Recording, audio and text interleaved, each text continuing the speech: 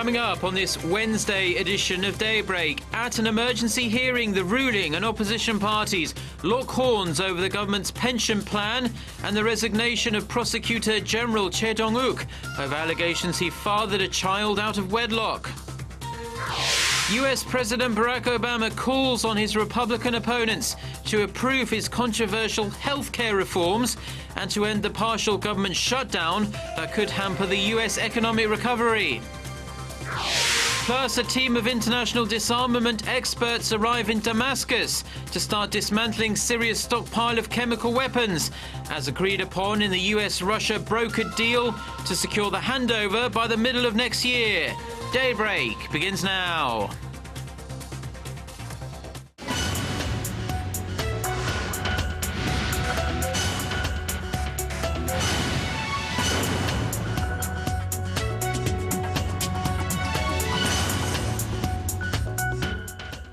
You're watching Daybreak on Wednesday, October 2nd, and I'm Chae Yusun in Seoul. We start this morning at the nation's parliament, where President Park Geun-hye's cabinet was grilled by lawmakers on Tuesday over the government's downsized pension plan and its probe into former Prosecutor General Chae Dong-wook for fathering a child out of wedlock. Our Kim Hyun-ji has the details. At the emergency hearing Tuesday, lawmakers focused on what prompted the Justice Minister to order an unprecedented investigation into the nation's top prosecutor, which led to the resignation of Prosecutor General Chae Dong-wook.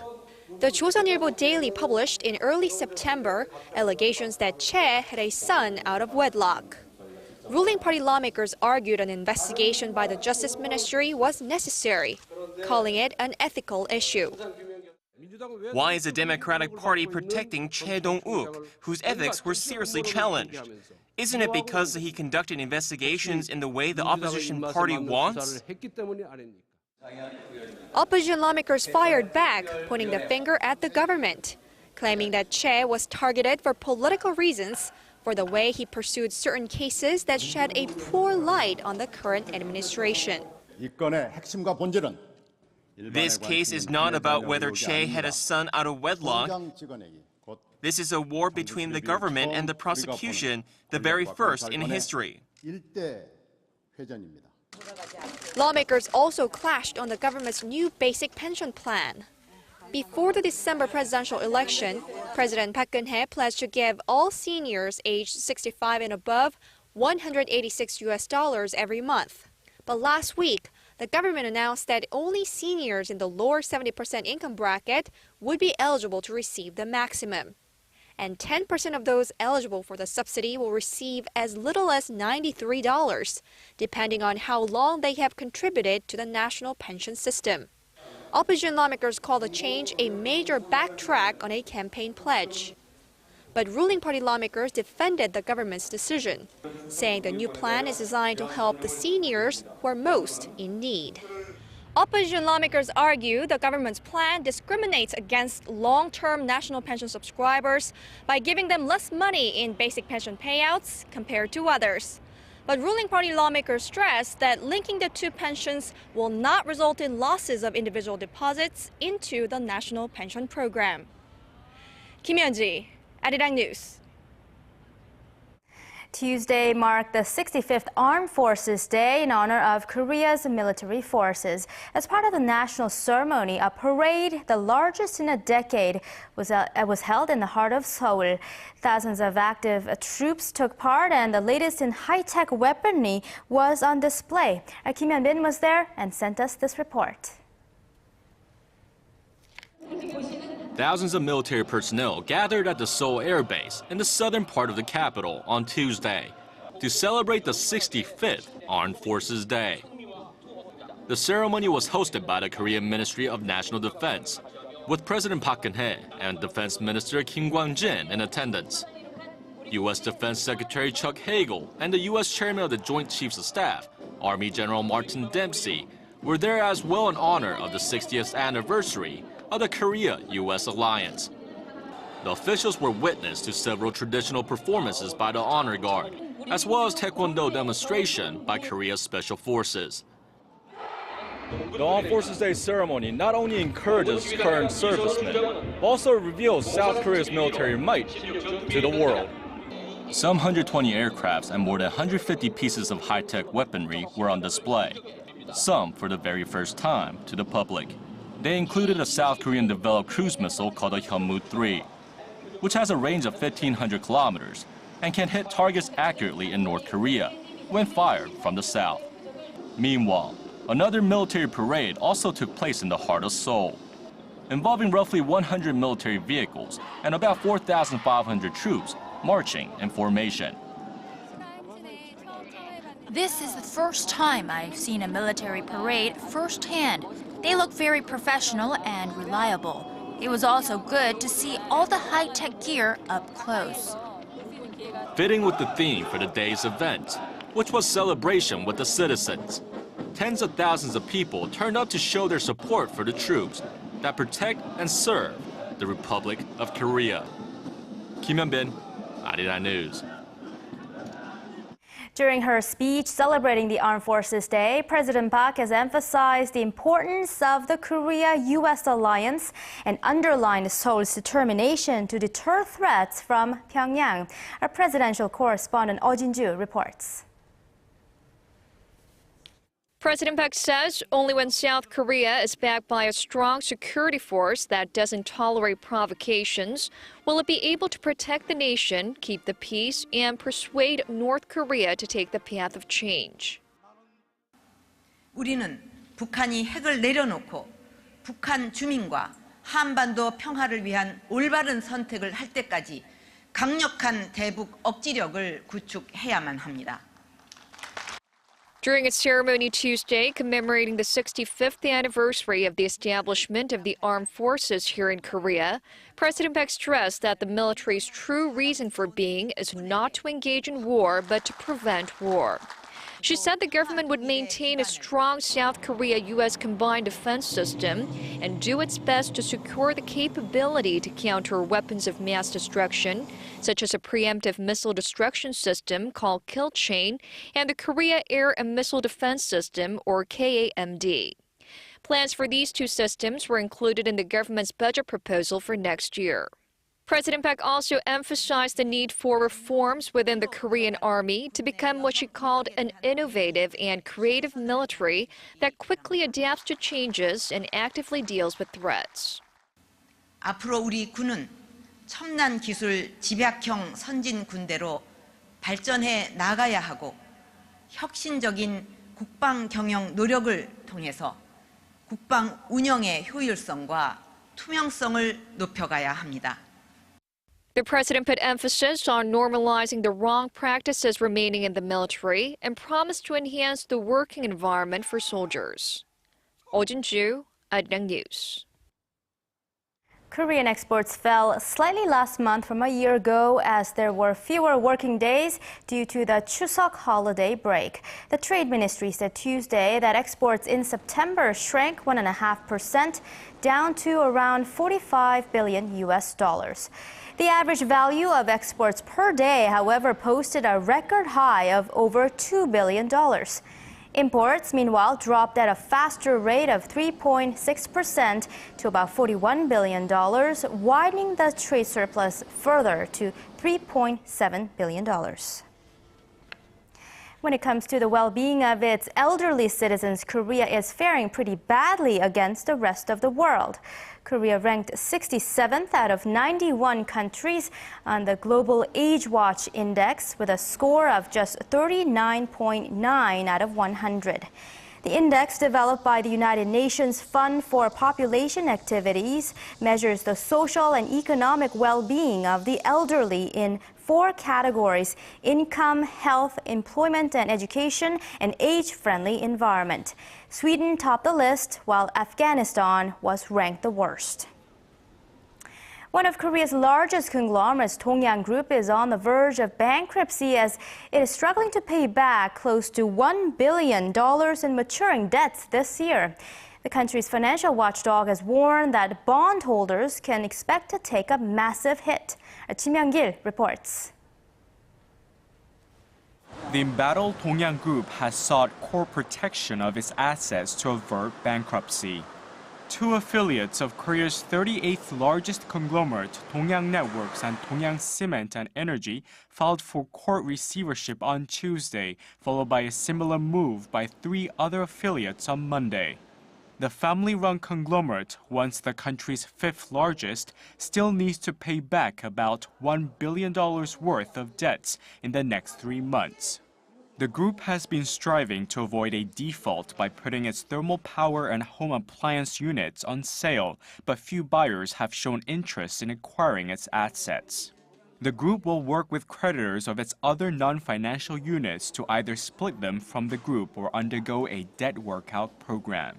Financial Supervisory Service Governor Chae Dong-wook said Monday it is inevitable that some holders of Dongyang securities will face losses. Partial losses by investors holding commercial papers or corporate bonds sold by Dongyang Group are inevitable since such short-term debts are not protected by the authorities.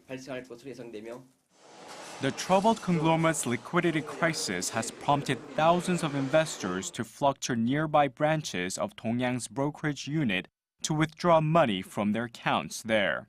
Dongyang Group started off as a cement manufacturer in the 1970s, before growing into a conglomerate with 29 affiliates. Kim Hyung-gil, Arirang News. And more woes from Korea's other conglomerates. A private report from Korea Ratings Corporation says Tusan, Dongbu, and Hanjin groups may face cash shortages due to heavy debts and sluggish earnings in recent years. Meanwhile, Korea state prosecutors have launched a probe into Hyoseong Group, a family-run conglomerate, on suspicions of tax evasion totaling close to $1 billion. The move came on Tuesday after the country's tax agency conducted a special audit of the group and filed charges against the group's chairman, Cho Sung-rae, who is alleged to have orchestrated accounting fraud. He's also accused of holding shares worth roughly $93 million under borrowed names since the 1990s to evade transfer and income taxes.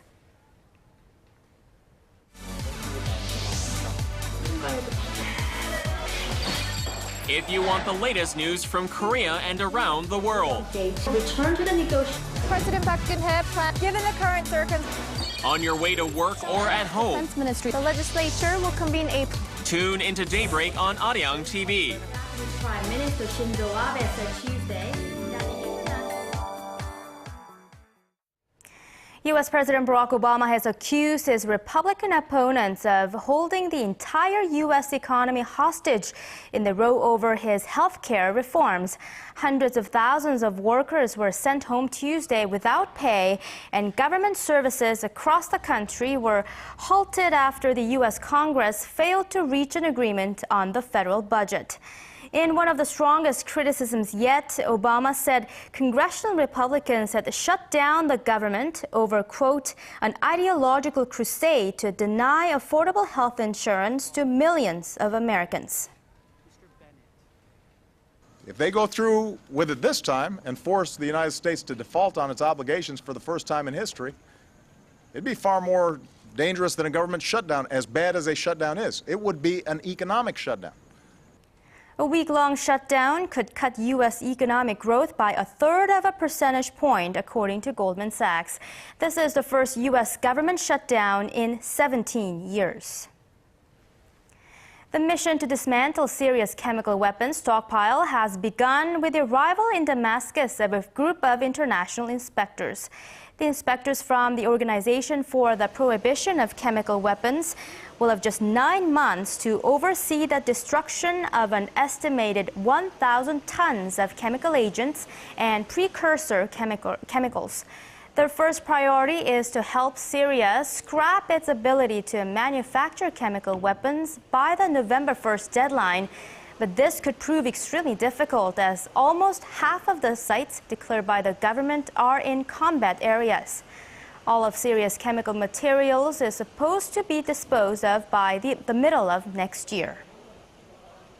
Russian President Vladimir Putin is coming to Seoul.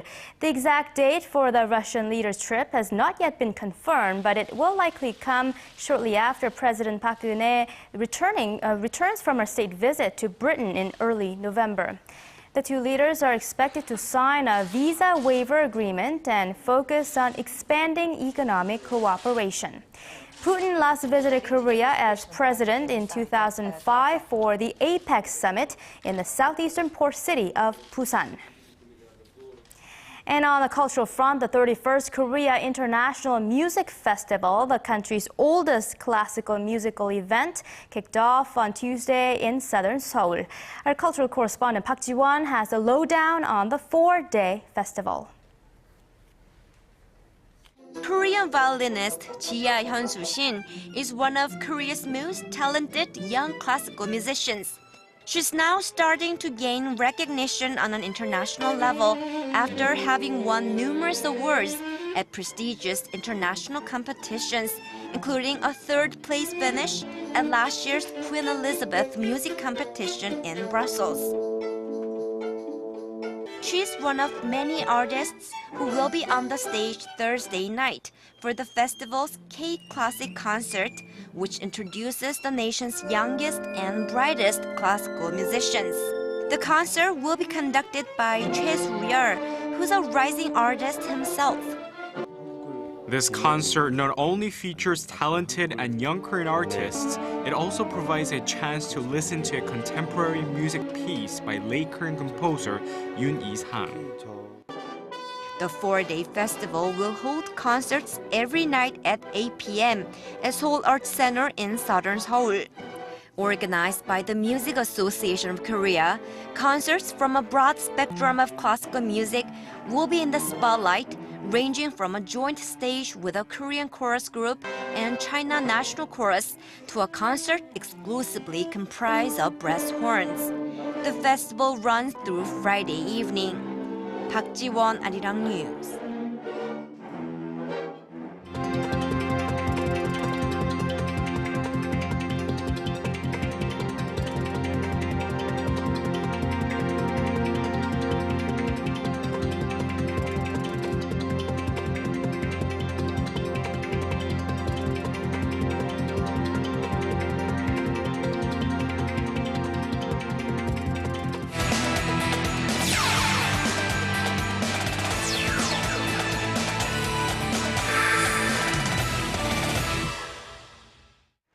And a good Wednesday morning to you all as we kick things off in the KBO. Now we're just a few days away from the end of the regular season and yet still heating up in the pennant race. In fact, the Samsung Lions got closer to clinching the pennant by beating the Hanwha Eagles 8-2 last night. So with that said, let's take a look at the other two games that took place, starting off with the NC Dinos taking on the Nexen Heroes. Of course, going into the game here, we start off in the second inning. Kang Jong-ho at batting drills this one to deep left field. There it goes, a 2-run shot over the left field wall, and it's 2-0 Nexen. Fourth inning of the game, here's Kwon Hee-dong, an RBI double to deep left center field. Cho Hyung-woon comes in to score, and it's now 2-1 Nexen. Fifth inning, super rookie Na Sung-bum with 2 men on, sends this one to deep right field, back, gone a 3-run shot, and the NC Dinos now take the lead 4-2. Seventh inning, here's Kwon Hee-dong once again, this time a 2-run double to right center field, and it's 6-2 NC Dinos. Meanwhile, Lee Jae-hak tossing 7 innings, giving up just 3 hits on 2 runs, while striking out 7 batters as the NC Dinos take this game 6-2. And next up, the LG Twins taking on the Lotte Giants in Busan. Here's second inning. Park Yong-taek with an RBI single to center as the LG Twins take an early 1-0 lead. Shifting to the fourth inning here, Park Jong-yoon with an RBI single to center, and we have a tie ball game. Sixth inning, Hwang Jae-gyun an RBI single to right center field gives the Lotte Giants the 2-1 lead.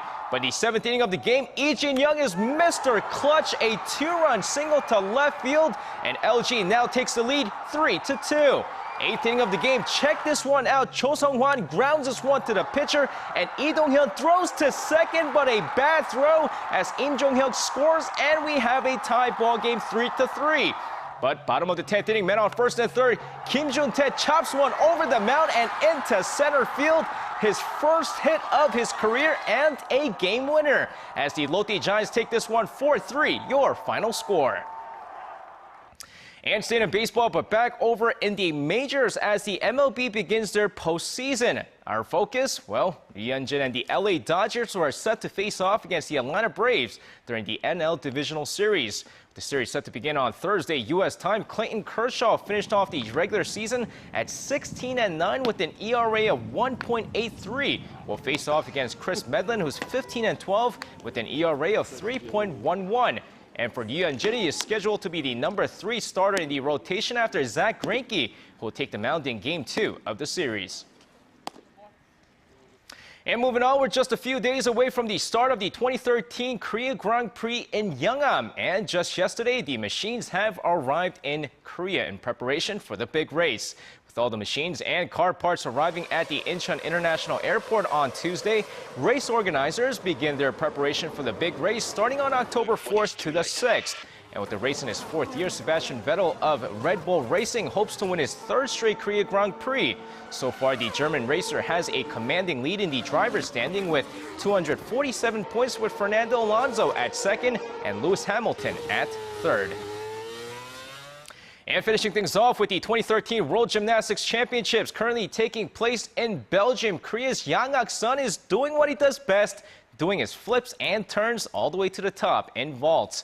After the first day of the event, Yang Ak-sun averages 15.299 after pulling off the Yeot-2 and the Sukahara triple to finish the first after the preliminary rounds. The South Korean gymnast saved his signature Yang 1 for the final rounds, and he plans to showcase the Yang 2 for the first time during the finals as well.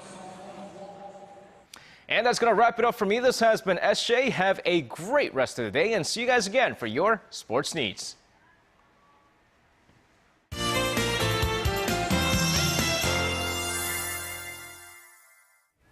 Good morning. I'm Lee Ji-hyun with your latest weather forecast. Well, we have another rain in store for most regions, but it's not going to be shower but a sprinkle, so you won't need to carry an umbrella on your morning commute if you're in the central region. But people down south need to take out the umbrella as we're expecting up to 20 millimeters of rainfall today. With the rain, most of the nation will have a tad cooler afternoon highs compared to yesterday. Well, right now we're looking at a mix of clouds and sun across the country, but as the day progresses, it will get much brighter for the central region, so we can definitely look forward to that. Tomorrow is a National Foundation Day here in Korea, one of our national holidays. People take the day off, and if you plan to be outdoors tomorrow, make sure to dress in layers because we're going to notice a sharp drop in our morning lows, and afternoon highs won't be soaring that much as well, so please dress warm not to get sick. And the rest of this week is looking fantastic. We'll have lots of sunshine, but morning lows will be quite chilly, only making it to the low teens till Saturday. With that, it's time to take a look at today's readings. Now, the morning lows are starting out in the late teens for most of the regions, but the afternoon highs for Seoul will rise to 23 degrees Celsius, which is 73 degrees in Fahrenheit, and the high in Daegu and Busan will be 27 and 26. Now let's see how other regions are looking. It looks like Jeju, Daejeon, and Dokdo will feel breezier today, while Mount Kumgang remains chilly with a mix of sun, clouds, and possibly light rain. Now that's all for Korea, and here's the global forecast for viewers around the world.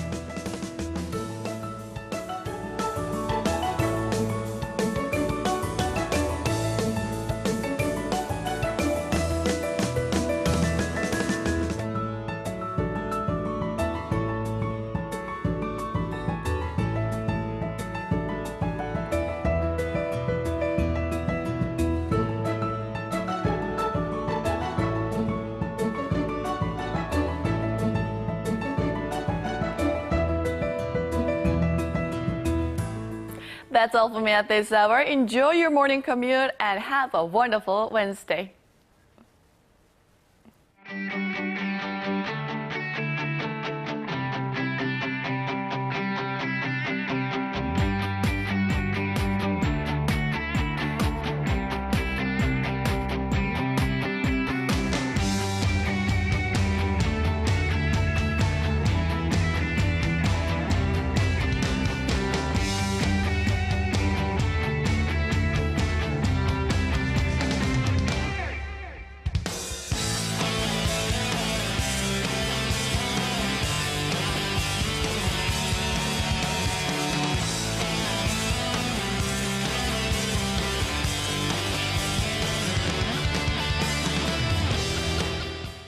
And those are the stories we have for you at this hour. Thank you for being with us.